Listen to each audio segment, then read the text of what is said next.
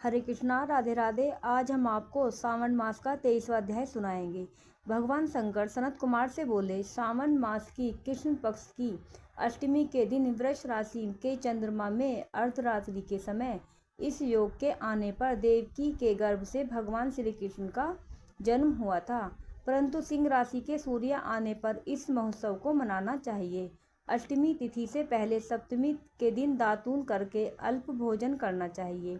रात को जितेंद्रिय होकर सो जाना चाहिए। प्रातःकाल होने पर उपवास का नियम करें। केवल उपवास द्वारा श्री कृष्ण जन्माष्टमी का पवित्र दिन व्यतीत करना चाहिए। केवल उपवास करने से ही मनुष्य को 7 जन्म के किए हुए पापों से छुटकारा मिल जाता है। अष्टमी के दिन तिलों के साथ नदी में स्नान करना चाहिए। शोभन स्थान में देवकी के सूतिका घर को बनाकर उसे नाना प्रकार के रंगों से कपड़ों के कलश तथा फलों से सजाना चाहिए। दीपमाला, पुष्प, चंदन, अगरबत्ती तथा धूपबत्ती जलाकर वहां गोकुल के कृष्ण चरित्र का वर्णन करें। वाग, शब्द, नृत्य, गान आदि से उस दिन को मनाएं। 16 उपचार द्वारा देवकी मंत्र से देवकी की पूजा करें। सतत वेणु, वीणा, निनाद सहित गायन आदि से किन्नरों द्वारा स्तुति की जाती है तथा श्रृंगार, दर्पण, दूर्वा, दधि, कलश धारण किए किन्नरों से सेवित अपने निवास स्थान पर खूब प्रसन्नमुख देव माता देवकी कृष्ण के सहित वसुदेव के साथ चारपाई पर लेटी हुई दिखानी चाहिए।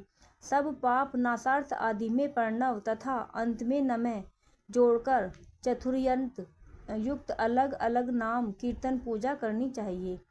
देवकी, वसुदेव, बलदेव, नंद, यशोदा की अलग अलग पूजा करनी चाहिए। चंद्रमा के निकलने पर श्रीहरि का स्मरण कर चंद्रमा को अर्घ्य देकर कहना चाहिए, हे रोहिणीकांत, आप मेरे अर्घ्य को स्वीकार करें। श्री कृष्ण जन्माष्टमी का व्रत 1,81,00,000 के व्रतों के तुल्य होता है। इस प्रकार रात को पूजा करके नवमी को प्रातःकाल देवी भगवती विंध्यवासिनी का कृष्ण तुल्य महोत्सव करना चाहिए। ब्राह्मणों को भोजन कराकर दक्षिणा देकर कहना चाहिए, भगवान वासुदेव मुझ पर प्रसन्न हो, मैं आपको नमस्कार करती हूँ।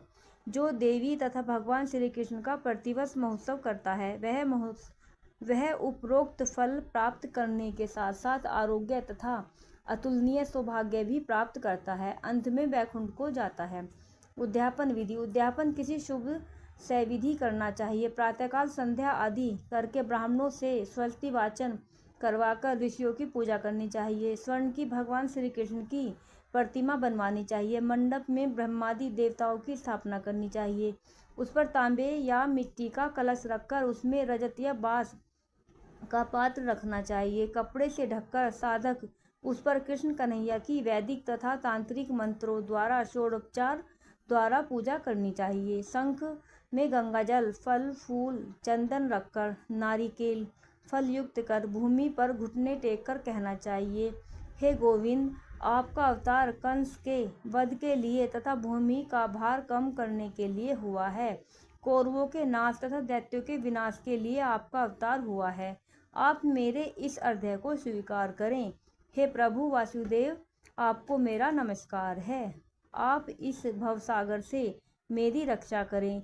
इस प्रकार प्रार्थना करने के पश्चात रात्रि जागरण करना चाहिए। अगले दिन जनार्दन की पूजा करके मूल मंत्र द्वारा पायस, तिल तथा शुद्ध घी से 108 बार होम करके आहुति देनी चाहिए।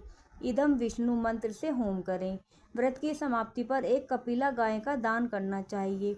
8 ब्राह्मणों को भोजन कराकर दक्षिणा तथा जल से भरे 8 घड़े दान करने चाहिए। इस प्रकार उद्यापन करने से मनुष्य उसी समय पाप से रहित हो जाता है। राधे राधे। बोलो उमापति शंकर भगवान की जय।